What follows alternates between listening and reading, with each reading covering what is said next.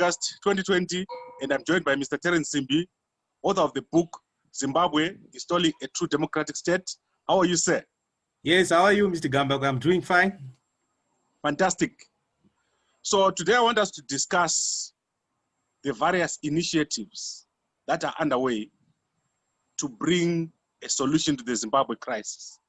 There is the issue of the churches, and then we also had the delegation or the envoys that came from South Africa to go to Zimbabwe to meet Mnangagwa. What are your views on these efforts?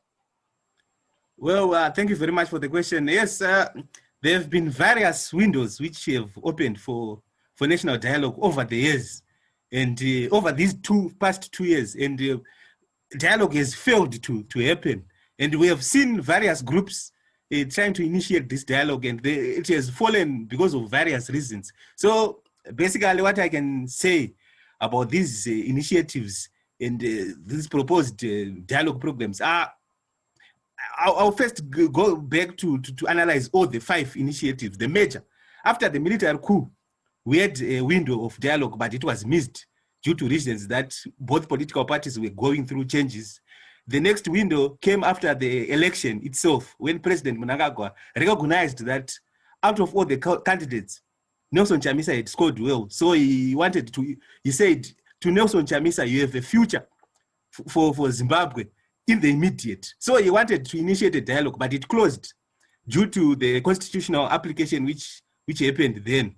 Then after that, we had the inauguration. Then the president went to United States of America when he was trying to engage with the international backers, financial institutions and international countries. And he opened another window when he said in a Bluebird interview that he wanted to create a leader of the opposition in parliament. But that was quickly closed because Nelson Chamisa quickly went on to rebuff that, and he said that I did not get voted to be in parliament. So that's another window which closed. Then we had the Euro-Asia. When he went to Euro-Asia, to countries like Russia, there was the demonstration which happened then. And after the demonstration, after the casualties which happened in the demonstration, the church now came in now and sort of started to try to initiate national dialogue when they had the meeting at the Rainbow Towers there. But it quickly caused, due to some of the issues we are going to discuss about churches and how they are approaching the president. Then at the end of last year, in 2019, we had Thabo Mbeki himself. He came back again to this country and met various political actors. And that window also quickly caused, due to some of the issues, the problems of the media. And we are going to discuss about this. So let's us now go to some of the major, where you asked about the churches and why dialogue which is being fronted by the churches is being difficult to come by. So in the churches, we have 2 groupings in the churches, and these groupings in the church have approached the presidency as a divided unit. So the first group we have in the churches is called the Zimbabwe Heads of Christian Denominations. And these churches are mainly constituted by the ZCC, which is the Zimbabwe Council of Churches, the Zimbabwe Catholic Bishops Conference, the Evangelist Fellowship of Zimbabwe, and the Union of Development of Apostolic Churches. So these churches have been accused of being aligned to international backers because of their origins, because that's where we have the Roman Catholic, Anglican, Methodist churches, the EFZ, we have the Shingimunyezas, those ones which are internationally or urban aligned. So they have their own approach which they come in to the presidents, where they come in and say elections are being rigged and let's stop elections. They come in with the 7-year sabbatical, but how would the country be run in that 7-year period? They do not explain fully. Right now we have the the Bishops Conference now coming in with a letter which is alleging the corruption and the tribalism, it has a different approach to it. These Christian heads of denominations. But now the other group, which is the African indigenous churches, this grouping has people like Nehemiah Mtendi, it has Hutaunashe, That's where we have the local apostolic sects. They approach with a different agenda when they approach the president. They say, Nelson Chamisa must first of all recognize the constitutional court ruling. He must recognize the presidents of Mnangagwa before what? Before accepting to national dialogue. So we have this divide in the churches themselves. And when they approach, they are not meeting as a church, as the whole body of Christ to come up with what? With a one voice, to come up with a voice which cannot be denied by the president. But it's now feeding into the divisions which are in our population, the rural and urban divide, the international and the indigenous approach we have, even to the political divide we have in the country. So we have a problem with this initiative which is coming from the churches. The church must first of all meet first and agree before they approach the presidents. That's the issue I can bring in about the church initiative. Okay, let's go to the Zimbabwe heads of Christian denominations. Yes. Are they saying that Mnangagwa should sit with Chamisa as an equal? That's now where the tricky part now. They approach the presidency with sort of acquisitions of that elections are the ones which have the problem. You see? So it's sort of like saying that you rigged the election. That's the interpretation which the presidents will have now in some of the things. Because they are saying, let's disregard elections for the next 7 years and see how and come up with convergence first. So that's now the issue now with the other groups of churches, which say now, first of all, recognize the election itself. And the Chamisa must first of all recognize so this is the difference between the two organizations. Okay, but is that going to work? To say Mnangagwa step down and then we have dialogue, or Mnangagwa disregard the elections? I wanted to see if that is a problem or not. That's a problem because they are constitutional. The election is a constitutional process which happens in Zimbabwe. And to say disregard elections, let's form a transitional authority, it will be not practical for the purpose of running the country. It will be meaning let's disregard the processes which we all participate as Zimbabweans. Let us recognize first the divisions which the election result is given us and see ways in which we can move forward as a nation, taking in note those results in the first place. Because if you say disregard the election, it will be not constitutional. That's what I can say. Okay, but and how do you run a country? And how do you run a country without recognizing that result? Okay, but the MDC themselves, yes, they said in their press statement, which they issued after the envoys left Zimbabwe, yes, that they are looking for a political settlement. Yes. So, who is supposed to make the first move? They say the churches are divided. Yes. Who is supposed to make the first move between Mnangagwa and the opposition? Is it not Mnangagwa? That's what he did on various occasions there. Remember when I listed these opportunities which have failed, it is the president who first of all initiated that process. Then, due to some of the issues which go to the current of the opposition we have, it quickly reacts without digesting some of the offers which have been given. So they quickly rush to the media and say, we don't regard the election, we don't regard the presidents of Emerson Mnangagwa. So it automatically, the window will close for dialogue because they are too quick to go to the media.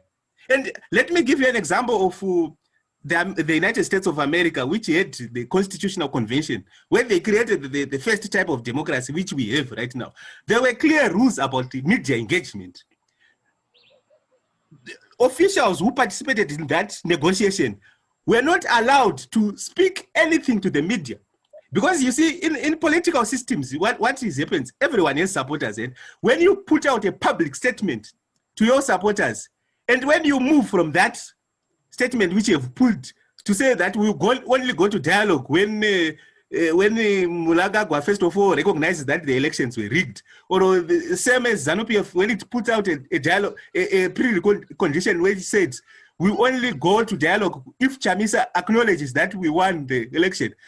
Automatically, if it's in the public domain, that information, the one who bans now will be seen as what? As weak. So the Americans knew that media, how you speak to the media, will determine if there's a compromise environment. But in Zimbabwe, we don't have a compromise environment because these preconditions have already been put to the media. So compromising when you have already put your position to the media would be very difficult in political parties, because political parties have fans, have supporters, and these supporters know very well that. So even when you see all these windows which have collapsed, what has happened is during the process, you see Thabo Mbeki when he came in, he never spoke to say that we are initiating a dialogue, because he knows he's a trained diplomat. He knows how to act in complicated negotiations. He never said any statement. It was the MDC itself and some of our media institutions which invited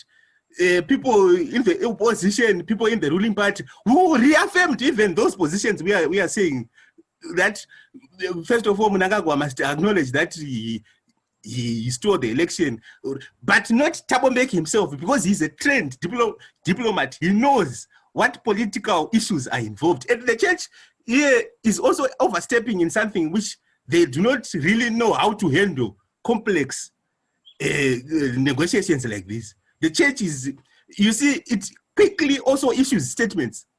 Whenever it's starting to negotiate with the president, or when it meets Nelson Chamisa, quickly the church after that meeting, it publishes those information. It must not do that. Whoever is negotiating this process must be very careful, must know the diplomatic channels to follow in any complex negotiation, so that the environment is conducive for people to bend from their initial positions. But right now, if everything is in the media, there will be no compromise done, because the one who bends will be seen as weak to his supporters. You'll be seen as compromised. I want us to summarize at this point. Yes. Because I think you've made critical points, and I want us to keep this very, very short. Okay. You said Mnangagwa has already opened at least 5 windows. 5 dialogue. Yes. And all these windows were closed because of actions from the opposition, which is Chamisa's side. I don't want to accuse anyone. No, don't be diplomatic. I want us to be correct, because this is where we need to start. The actions of the opposition, or even the president sometimes, especially with this Poland. Okay, but if you open the windows, yes, that's a window which is open, but yes, it was closed by the opposition. 5 windows. Then let's move to the church. As a stakeholder, the church has taken positions according to their own preferences. So one side has gone to the opposition, the other side has gone to the government side. Yes. And then the problem that we currently have now is that everyone is trying to negotiate in the media. Yes. Is it also not a problem that there is no one in between, or a mediator, that can influence both sides? At the moment, the parties are trying to negotiate without a mediator. Yeah, that's the problem now. And I've previously suggested to the church in various articles or even private engagements, so that they should have a political person who knows the political issues which are involved here, so that these things happen in private, you know, without media statements. And the political person must also know the issues involved in some of trying to just create the issues involved in trying to create a compromise environment. Okay, let's stop at the compromise environment. Yes. I think that's a perfect place for us to end. Yes. When we say a compromise environment, what do we mean? I want us to be very specific. Where we feel that everyone has something to win from this process. Okay, what does Mnangagwa compromise? I think what he had proposed, especially in the visit he made to the United States of America, where he talked about the leader of opposition in parliament, that was going to change the governance of Zimbabwe in a different and tolerant way. And I want to say that unofficially, Nelson Chamisa has been acting as the leader of opposition, but not in an official capacity. Let me give you an example of South Africa, or even the UK, where there's a leader of opposition. When the president delivers what we call a state of nation, the first person who is given the chance to respond to that is the leader of what? Opposition. And the president is forced to sit down and listen to this statement and listen to every other political party which is involved in the parliament. Then after all the political parties have said their statements, the president then responds finally to the statements which have been made by the oppositions. So here in Zimbabwe, this has been happening over the past 2 years. Then Mnangagwa would come into parliament because the rules we have, that the president is supposed to deliver a one-way style state of nation. No questions, no debates. And Chamisa will do the same. He will do a hope of the nation, but he will do it at what? At Harvest House, rather than formalizing the process. So in Zimbabwe, yes, he quickly rebuffed that offer, but it was going to be interesting, some of the changes which were going to happen to the presidential role, that the president would be now forced to come into parliament, forced to sit and listen to the opposition in an orderly way, in a way which brings sanity to this nation. Because right now, you see, the major problem is everyone has his own agendas, has his own ways of solving this crisis, and that's the conundrum which we have reached. That's the stalemate which we have reached, and that's the chaos which continues. But this process could have been formalized if Nelson Chamisa had considered the leader of opposition in parliament. Okay, so let us now go to Chamisa. Yes. He is the next person now that needs to step down from his position, right? Because the dialogue won't take place before he says Mnangagwa is the president. Those are now the negotiations which need to happen in private on how to. But you can negotiate a president. A president of what? I want to negotiate that you are the president. You see now, he was arguing that the president was illegitimate, but you now see the troubles are now following himself even at the local level in the party itself. And the same thing even to Emmerson Mnangagwa. There was no process in ZANU-PF which happened for him to be even elected as the president of ZANU-PF. So very soon, if they continue with this hardline stance, both leaders will find themselves in the same problems. Right now, the problems are with Nelson Chamisa, but if he continues with this stance, Emmerson Mnangagwa, of not even bending to some of the demands of the opposition, especially when it comes to the venue of dialogue, it cannot happen at State House. Some of the meetings cannot happen at Sherwood, at his own farm. So these are some of the compromises which Emmerson Mnangagwa must also make for this process. So if he continues I now... get you. Yes. I get you. Yes. The question I'm asking you is that before we move any inch, the first person to break down is Chamisa. He has to say with his own mouth in public that I put down my challenge. That's what I'm saying. That's what I'm saying now. That's what I'm saying now. These things have to be handled diplomatically. Right? They have to be handled diplomatically with a person who knows the implications of some of the things he has said. You see, already because they went out to the public and said these things in public, it's no longer politically possible to have that compromise. But only people who know how to diplomatically handle this. You say, Thabo Mbeki, when he came, he never issued any public statements. That's how diplomacy works. And only but diplomats... I don't see how it's difficult to say E.D. Mnangagwa won the election. But it can happen in private. That's what I'm saying. These meetings can happen in private without anyone else knowing about them. I'm not talking about the meeting. I'm not talking about the meeting. I'm talking about the position. If you say you want a political settlement, you are having that political settlement with somebody. Who is that person we are having a political settlement with? Yeah, I understand what you're saying. But I understand what you're saying. But because the problem that we have as from my point of view as Zimbabweans, yes, is we want to avoid the difficult issues. Okay.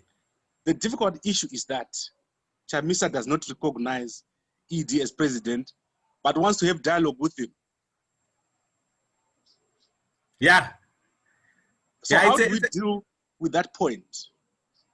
Yeah, he has to acknowledge. He has to acknowledge. Because I think the problem that happened was with Pollard. Okay. When Pollard was set up, the presidents were not meeting, isn't it? Yes, the representatives met first. Yes. Right. Is that not where we need to start? I've always asked this question. Why shouldn't Chamisa send his people to Pollard? Yes, that's what happens. Even in South Africa, that's what happened. Again, the presidents are just the final detail. We will now just come in to sign the agreement or not. But the negotiation would have happened at Secretary General level, at chairperson level in political parties. So we are having a problem that in Zimbabwe, the governance system, as I always said, the governance system is quick to go to the highest level rather than concentrating on the structures which are beneath. The president does not have to say some of these conditions in public, but some of the negotiations can also happen without the president being there. So we have a serious problem where the president will talk about some of these things in public without the secretary generals meeting themselves. Okay, so the local churches, especially the Zimbabwe Catholic bishops, yes, have they disqualified themselves with this letter that they wrote, which is very hard hitting on Mnangagwa? Yes, they've disqualified themselves. And as a church, there's an article which I wrote, church divisions more dangerous than political ones. This I wrote even in December 2019, where I saw the different approaches which are coming to the churches. I recommended that the whole churches must meet first. An example of this I can give you is the National Day of Prayer which happened, where all churches were put together, even churches which are not Christian, were that event, and were given an equal stake. And this is the problem we are having, even with this dialogue, that some of the condition which was placed by the MDC was saying that there are some people who are at that table who don't have the votes to be there, which is quite dangerous, because even minorities, yes, there might be minorities. A person like Dr. Cooper might have 0.9% of the vote, but if we say we disregard a minority because we are big, because we have 2.6 million, we are creating a dangerous governance system for this country, where we want to say a person who's in the majority must be the one who controls resources. So we have to think deeper about broadening the space. And the church must also recognize that there are different sects which are in the church. Yes, the Catholic Church might be the biggest organization, but it must not disregard the voices and opinions of smaller churches, which are also in this country. So we have the same problems we have with our politics are also now going to our churches and how they approach things. Okay. Mr. Terence Simbi, I've really enjoyed talking to you. Okay. I think let's summarize our key takeaways. Okay. The key takeaway I have here is that our current situation requires us to develop a compromise on both sides. On both sides. But what is making it difficult is that no one wants to make the first move, especially on the issue of legitimacy. Yes. It's a sticking point. So it needs an experienced person to deal with in private, not in the media. Not in the media, yes. Right, give us a name. Give us a few names.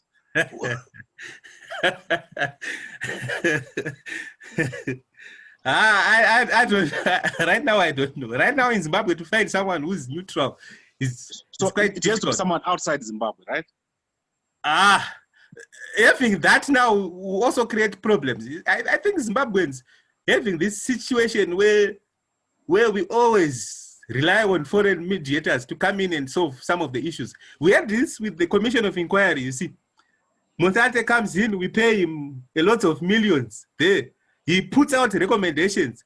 But to the implementation now, who is going to check that? Is he going to come again and put another commission to see that what I've said have now been implemented? So taking the route of just saying foreign people must come in to mediate is quite a dangerous precedent we are putting to the governments of Zimbabwe. We should find a way of solving it in these difficult times.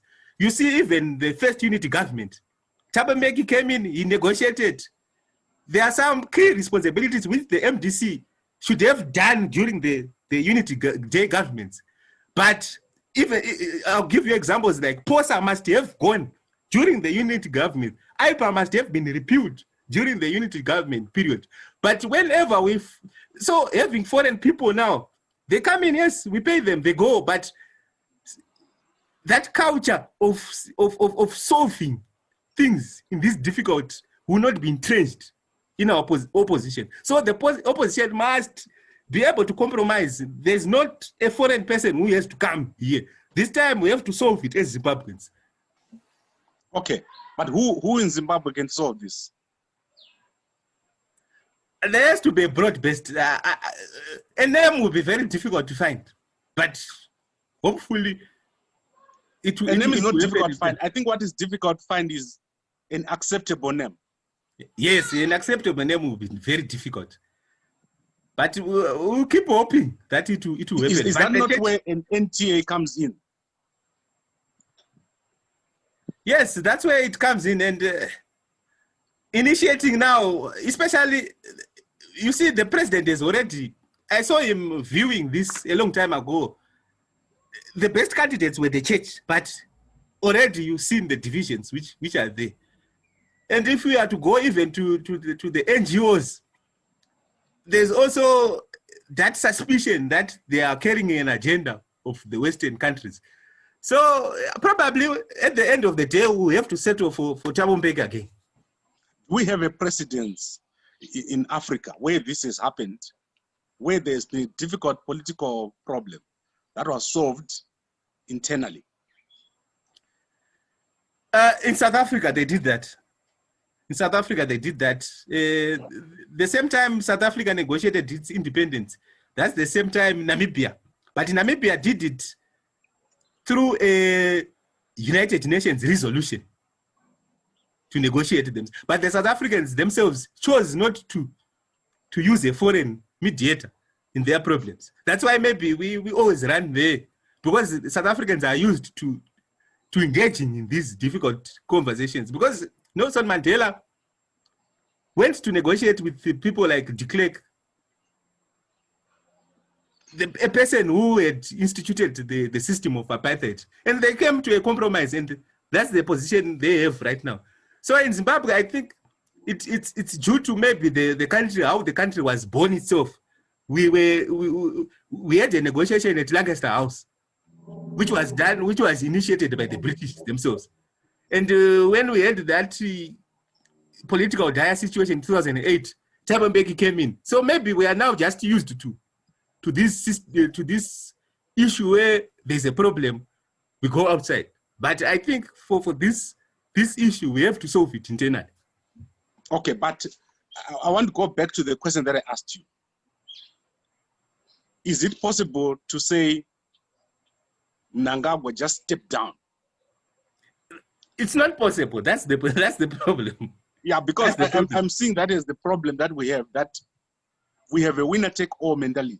Yes, that's why I talked about, in this interview, I talked about the leader of opposition. This was the greatest opportunity which was missed. Yes, right now, Nelson Chamisa is acting like the leader of opposition, but not in an official capacity. Whenever the president delivers a state of nation, he at 2 o'clock delivers his hope of nation. Whenever the president delivers a Heroes Day message, he at 2 o'clock at Harvest House, he also delivers that same Heroes address, but it's not happening in a formal way. And this is the compromise that was the best compromise which could have reached as Zimbabweans. That position when it was proposed, leader of opposition in parliament. Okay, and then now the MDC has gone out to invite foreigners, right? United Nations, AU, South Africa, South African citizens to put pressure on Mnangagwa. What is the impact of that? I think it always brings in the baby mentality, which I can say to the opposition. Sometimes, as the opposition, it has to find ways inside to come out of some of these dangerous positions. You know, it doesn't have to always look for external people, because I've given you an example that after the GNU, MDC had certain responsibilities. Some of the laws which were repealed recently, they were supposed to be repealed during the unity government's period, but they did not engage in those conversations because they had a foreign mediator who negotiated them for them, the difficult part. But it failed now to entrench the culture of handling difficult negotiations as they went forward in that unity government period. So it's something which they have to learn how to solve issues internal as the opposition. Right. So what I'm hearing from you, yes, in that statement, is that currently Chamisa is standing in the way of the dialogue. I did not say that. I did not say that. Is that not it? He's refusing to accept that ED is the president. He does not want a solution that is satisfactory to both sides. He wants a solution that results in Mnangagwa stepping down. He does not have a clear position on what it is that he wants. He has been given 5 chances, 5 windows, and all those windows he has closed. So we need to start there. Is that not where we need to start? Instead of worrying about ED, should the people in the opposition not then put pressure on Chamisa to accept first that ED is the president? I think for a long time, you see, our politics has been polarized to the extent that it no longer became sensible to pose questions, even to Nelson Chamisa, because once you pose the question, people were too much at his side, to the extent that he had not been interrogated, some of them. And I think the current situation we have now, people are now starting to ask questions, even to Nelson Chamisa, that do we have a plan? What is the plan? And I think he has to come out and explain some of these questions, Nelson Chamisa. Journalists in Zimbabwe were giving him a free pass. Those in the local media, in the media in Zimbabwe, were giving him a free pass. And it's high time now journalists should ask these tough questions to Nelson Chamisa himself. That what is the plan? What are the outcomes? Where do you see the country in the next 1 or 2 years? Okay, so Chamisa hasn't been asked the difficult questions? By the media, yes. By the media? Yes. Right, I think let's end there. Let's take it at this point to say we are in a stalemate. We are in a stalemate, yes. And we have a poor culture as a country. Are we not too political? We are only thinking political. What about the business? What about the process? What about the judiciary? Well, how do we solve all these things? Is politics the first thing to fix? Yes, I think politics is the first thing to fix. And all these other things will go in line if we get the politics right. Because politics determines how we communicate in our diversity together. So we have not yet found a formula on how to communicate as a country, how to value each other Even in our minority status, we can be minorities in this country, but we have not found a place in the governance system in our small numbers as tribes. Some tribes are smaller than the others, but they have not found a way to express themselves freely without wearing the political jacket, without being subdued. That some tribes, we know that the highest position they can go is being vice president. So that's the point where we are right now. All right, thank you very much, Mr. Simbi. I like the way you approach your solutions, and the way you're looking at this is that dialogue is not an event, but it's a process. It's a process. From what I'm hearing, you're saying there is a long way to go. Yes. But I can say we seem to be so far, but if we just sort out a few things, we are so near to greatness. Okay. Right, Mr. Simbi, I really enjoyed talking to you this week, and we'll be back again next week. Is there anything else you want to say before we close? Nothing else. I hope that things will work out well.